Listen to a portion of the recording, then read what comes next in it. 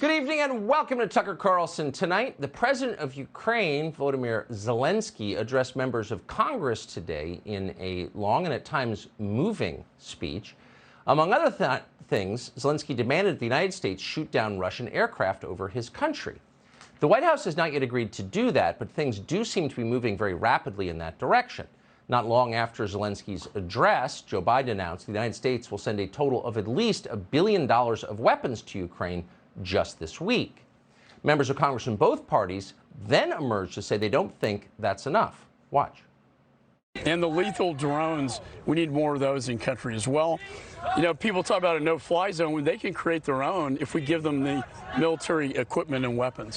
But there's a lot I think we can do to help Ukraine shoot down those Russian aircraft, bring down those missiles. A package that includes fighter jets and air defense systems to the Ukraine immediately so that we can have a Ukrainian no-fly zone. What we need to do is make sure that Ukraine has the equipment it needs in order to defend itself, particularly the skies. I think there's a bipartisan movement right here. Provide them the MiGs. Provide them the planes where they can create a no-fly zone. So things are changing very fast. For weeks, leaders in Washington told us that an American-backed no-fly zone in Ukraine would be unwise because it would amount to an act of war against a nuclear-armed Russia. As you can see, those views have evolved a lot. But in fairness, Congresswoman Maria Salazar got there first. Salazar is a longtime news anchor from Miami who a little over a year ago was elected to Congress as a Republican. She now sits on the Foreign Affairs Committee.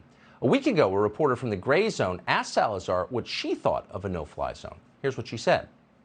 Do you support a no-fly zone in Ukraine? I support everything that has to do with punishing Vladimir Putin and helping the Ukrainians. Wouldn't that mean direct conventional warfare with Russia? I don't know what it will mean, but you know freedom is not free. So you don't know what a no-fly zone will mean. If you have to shoot down Russian planes, I mean. Of course.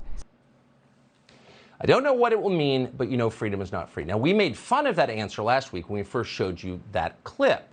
But now what we mocked is the consensus in Washington. We don't know what's going to happen. We've got to do it immediately. That's the argument you're hearing. At this point, no one wants to say it out loud, but it is true. At this point, a shooting war with Russia seems inevitable. How could war with Russia not be inevitable? Virtually everyone with power is for it.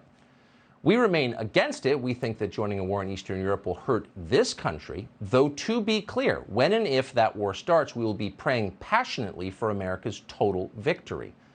Unlike so many in the foreign policy establishment, we love this country above all, and we mean it. Hey, Sean Hannity here. Hey, click here to subscribe to Fox News YouTube page and catch our hottest interviews and most compelling analysis. You will not get it anywhere else.